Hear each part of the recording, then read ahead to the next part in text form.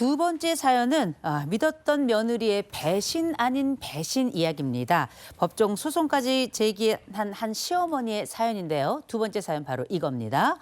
집 두 채 받고 이혼한다는 며느리, 집 돌려다오! 먼저 꽁트로 만나보시죠. 딸 같은 며느리, 엄마 같은 시어머니 다 드라마에서나 있는 이야기라고요? 아유, 그건 저희 고부관계를 몰라서들 하는 소리입니다. 며느리는 저희 집에 시집 온 뒤부터 저에게 참 잘했는데요. 오죽하면 아들보다 며느리를 더 믿고 의지했을까요? 그래서 제가 며느리를 위해 어떤 일까지 한 줄 아세요? 아니 엄마, 아들 놔두고 왜 이 사람한테 집을 물려줘? 그것도 두 채씩이나. 예인이가 보통 며느리야? 나 눈에 이렇게 넣어도 아이고 하나도 안 아프다. 얼마나 금쪽 같은 며느리인데. 아니 어머니가 저를 이렇게까지 생각하시는지 몰랐어요. 정말 감사합니다. 아가, 이 내 못난 이 아들하고 그동안 살아줘서 고마워. 앞으로도 우리 아들 잘 부탁한다. 네.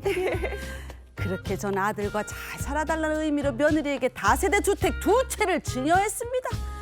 이제 내 할 일은 다 끝날 것거니 편안히 노후만 보내면 되겠구나 싶었던 어느 날 믿을 수 없는 일이 제게 벌어지고 말았어요. 아니 엄마, 큰일 났어. 응. 지금 예인이가 나하고 이혼하겠다고 소송 걸었단 말이야. 뭐야? 아니 너희가 왜 이혼을 해? 나가 집도 두 채나 넘겨줬는데 말도 안 돼. 아가 예인아 왜 그랬냐? 어머니. 재용이 다 거짓말이지? 응? 네가 이혼이라 아이고 그럴 리가 없다. 아이 죄송해요 어머니. 그동안 말씀 안 드린 게 있는데 그 재용 씨가 저 몰래 바람을 폈어요. 그걸 저한테 다 들켰고요. 그래서 저 더 이상 재용 씨랑 살 수가 없어요 어머니. 그저 못난 녀석들. 아유, 그럼 내가 너한테 증여한 집은 어떻게 되냐? 아니 어머니 그거는 저 예쁘다고 그냥 주신 거였잖아요. 뭔 소리야? 아이고, 난 너희들이 이혼할 줄 알았으면 집을 안 남겼지. 안 넘겨. 아이 긴 말할 거 없어. 재용이랑 이혼할 거면 당장 그 집 돌려줘. 아니 어머니 말 진짜 서운하게 하시네요. 뭐 그렇게 뭐 딸 같다 어쩌다 집 넘기실 때는 언제고. 저한테 그냥 주신 집이니까 저는 못 돌려드려요. 그렇게 아세요? 좀 못된 것처럼 말하는 거 봐라. 응? 저는 며느리가 아들과 이혼할 줄 알았으면 집을 넘기지도 않았을 겁니다. 제가 집을 넘길 때까지 이혼한다는 어떤 내색도 하지 않은 며느리. 시간을 다시 돌릴 수만 있다면 그때로 돌아가고 싶은 마음뿐입니다. 며느리에게 준 제 집 돌려받고 싶은데 가능할까요? 에이, 아이고. 아들이 좀 부족했던 모양인데 그래서 아들과 살아주는 며느리가 너무 이뻐서 고맙다, 결혼을 고맙다. 전제로 증여한 것 같은데 아이고, 이혼을 했단 말이죠. 근데 세상에. 며느리는 그거 아니죠. 우리 내 아니, 건데. 이미 내 거가 됐는데. 자, 자세한 사연 좀 들어보죠. 네, 사연은 이렇게 됩니다. 시어머니 A씨가 2021년 며느리 B씨에게 다세대 주택 두 채의 소유권을 증여와 매매를 통해서 넘기게 돼요.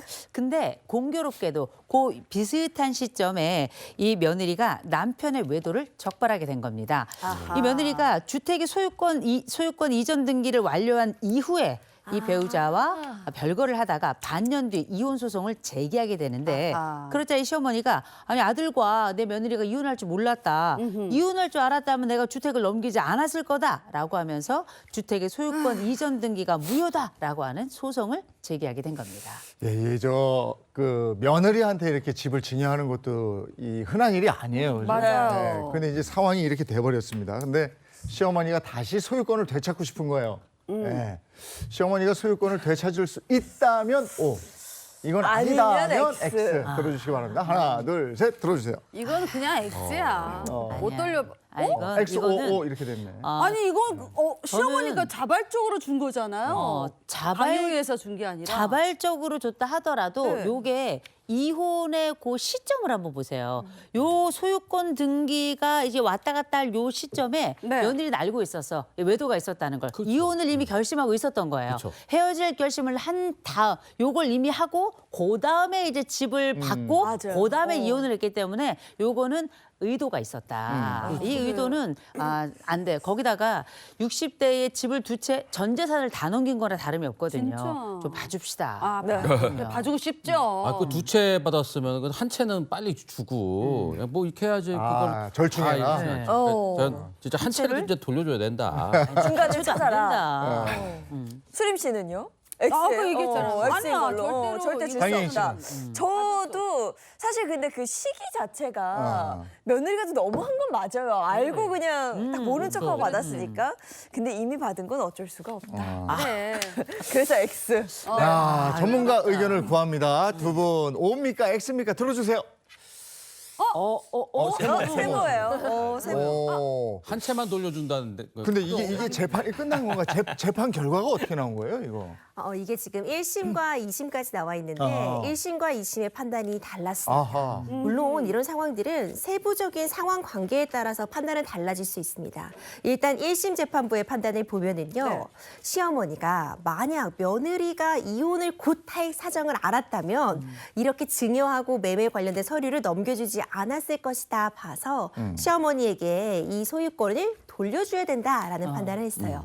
하지만 2심 재판부의 판단은 정반대였습니다. 그러니까 이게 돌려준다고 한다면 원래 이것을 줄 때 뭔가 속아서 넘겨줬어야 되는데 며느리가 시어머니가 뭐 노령이라는 점을 악용해서 어떤 기망을 하거나 속이거나 한 점이 없었다는 없었어요. 점. 그리고 실질적으로 해당 부동산에 대한 관리를 원래 며느리와 아들 내외가 해오고 있었다는 점. 이런 부분을 근거로 해서 소유권을 넘긴 것이 어떤 이유가 없다고 볼 수 없다 이렇게 판단을 내렸거든요. 네. 물론 상황에 따라 달라질 수는 있겠지만 현 상황으로는 며느리가 소유권을 갖는 것으로 결론이 났다 볼 수 있습니다. 네. 근데 소유권 등기가 이전됐다 하더라도 이게 무효가 가능한 건가요? 네, 이미 뭐 등기가 격려가 됐다고 하더라도 무효의 사유가 있으면 이제 무효가 가능합니다. 뭐 예를 들어서 뭐 타인 명의로 등기가 되었다라거나 아니면은 뭐 사기나 강박 그리고 착오에 의해서 이 등기가 격려가 되었다라거나 아니면은 악의적으로 막 이 상속 재산을 뺏기 위해서 등기를 했다라거나 이런 경우에는 그 원인 관계 자체가 무효이기 때문에 등기를 설사 격려를 했다고 하더라도 그게 무효가 될 수는 있어요.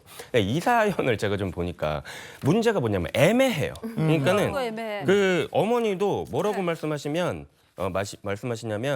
앞으로도 우리 아들 잘 부탁한다. 그리고 잘 살아달라는 의미. 근데 애매해요. 집을 줄 때 딱 어떤 명백한 딱 조건이 딱 정해져 있어야 되는데 그리고 그 며느리도 똑같아요. 뭐라고 얘기를 하냐면은 아니 예뻐서 주신다고 하셨잖아요. 그럼 예뻐서 너무 애매하다는 거예요. 그러니까 다툼이 일어날 수 있는 것 같거든요. 그래서 제가 봤을 때 이런 뭐 집을 증여하거나 이런 부분에 있어서는 좀 명백히 정확하게 적어놓자라는 거예요. 뭐 어떤 조건이 있으면 조건이라든지 뭐 어떤 사유에 있어서 당신에게 증여를 한다라든지 이런 거를 좀 명백하게 규정 같은 걸 해놓으시면은 또 분쟁이 일어났을 때 많은 도움이 될 수 있지 않을까 이렇게 생각이 듭니다.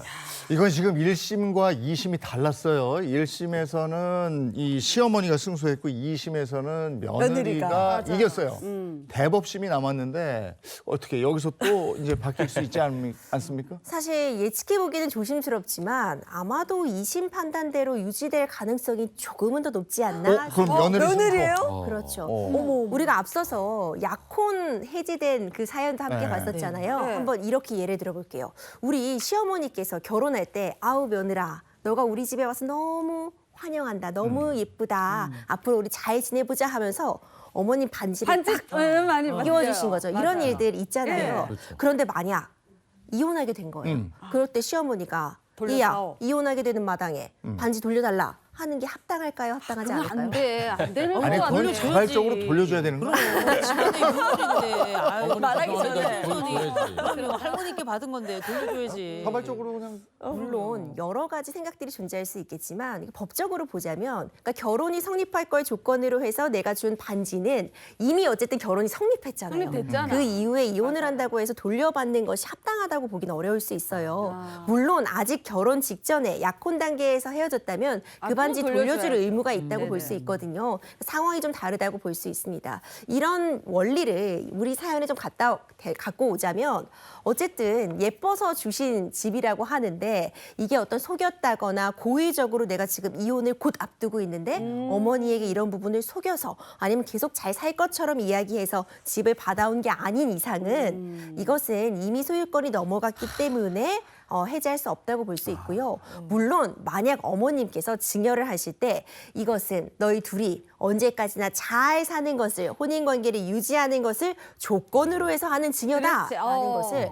앞서 말씀 주신 것처럼 증여할 때 딱딱 적어두셔서 어떤 부담부 증여나 조건부 증여로서 해두셨다면은 그때는 이 증여 조건이 충족되지 못했다 해서 반환을 받으실 수 있는데 그런 상황이 아니다라고 한다면은 반환받기 어려우실 수 있어요. 아니 아들은 왜 바람을 펴가지고 그래 아니 그러니까 아들이 제일 잘못한 거야 이거는. 이런 경우 보니까 이혼하고 이럴 때도 결혼 예물은 강제로 다시 뺏어올 수는 없는 건 그렇죠. 거예요. 이미 그죠? 넘어갔으면. 이미 넘어갔으면. 근데 네. 각서를 썼을 경우에는 받을 수 있는 거죠. 만약에 바람을 폈거나 그러니까 이혼하게 2캐럿 될 이상 경우에는 해주고 이럴 돌려받겠다 때는 다 이런 거. 각서도 쓰. 아 기준 2캐럿이에요? 네. 기준. 알겠습니다. 오늘 여기까지 하죠. 고맙습니다. 고맙습니다.